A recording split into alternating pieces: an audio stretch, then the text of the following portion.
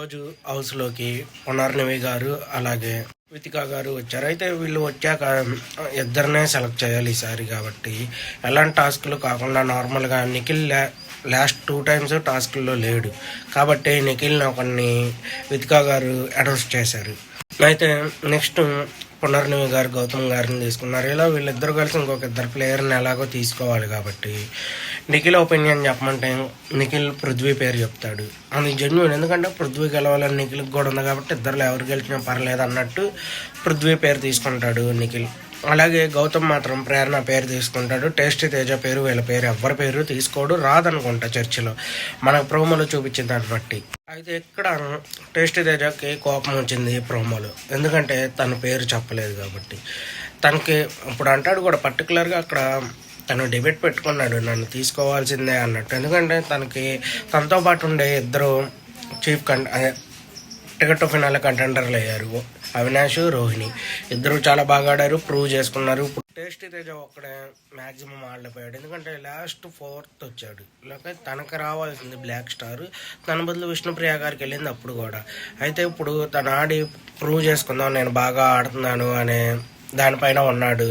కానీ తనకు ఇవ్వలేదు కాబట్టి అక్కడ దీన్ని ఏమంటారండి, ఇది గ్రూప్ గేమ్ కాదా అన్నట్టు మాట్లాడతాడు. తన పాయింట్లో న్యాయం ఉంది, ఎందుకంటే అక్కడ ఆడందల్లా నిఖిల్ ఒక్కడ, ఇంకా అందరూ ఆడారు. ఆ లెక్కన ఎవరెవరిని తీసుకున్నా ఇంకొకరికి అన్యాయంగానే ఉండిద్ది, వాళ్ళు మాట్లాడే హక్కు వాళ్ళకు ఉండేది. కాబట్టి టేస్టీ తేజ తప్పేమీ లేదు అని నాకు పర్సనల్గా అనిపించింది. తనకు ఆడాలని ఉంది, అది తను చెప్పుకుంటున్నాడు, నాకు ఆడాలని ఉంది, నన్ను తీసుకుంటారు అనుకున్నాను అని తన ఒపీనియన్ తన అక్కడ అందరి ముందు చెప్తున్నాడు. అంతేగాని ఎవరితో ఏం బ్లేమ్ చేయలేదు కాబట్టి అది కరెక్టే టేస్టీ తేజ చెప్పింది అని పర్సనల్గా నాకు అనిపించింది.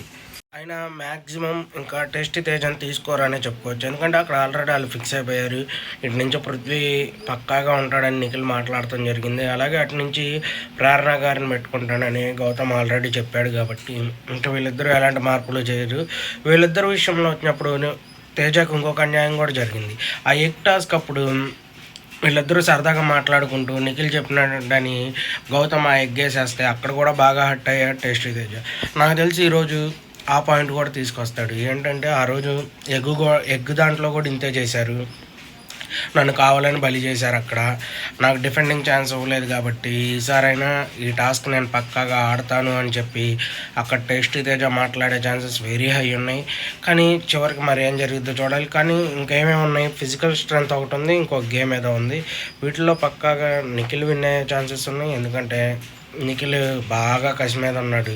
ఇప్పుడు దాకా అసలు ఏ గేమ్స్ ఆడి కూడా 2-3 వారాలైంది కాబట్టి దీంట్లో తను ప్రూవ్ చేసుకోవాలి. కాబట్టి పక్కాగా ఆడే ఛాన్సెస్ వెరీ హై ఉంది. విన్ అయ్యే ఛాన్సెస్ కూడా గట్టిగా ఉన్నాయి నిఖిల్కి. చూడాలి, మనం ఈ ఎపిసోడ్ చూసి మాట్లాడుకోవాలి. నేనైతే పక్కాగా గెలుస్తాడు అనుకుంటున్నాను. It's my personal opinion. Win అయ్యే ఛాన్సెస్ వెరీ హై ఉన్నాయి. అక్కడ ఎవరున్నా సరే తను ఇప్పుడు దాకా ఆడలేదు కాబట్టి 3 వారాల గేమ్ అంతా ఇప్పుడు ఆడి విన్ అవటానికి 100% తను ఇస్తాడు అని నాకు అనిపిస్తుంది. అయితే చాలామంది నిఖిల్ గురించి నెగిటివ్గానే చెప్తున్నారు. ప్రజెంట్ అది బయట జరుగుతూనే ఉంది, మనం ప్రతిసారి మాట్లాడుతూనే ఉన్నాం.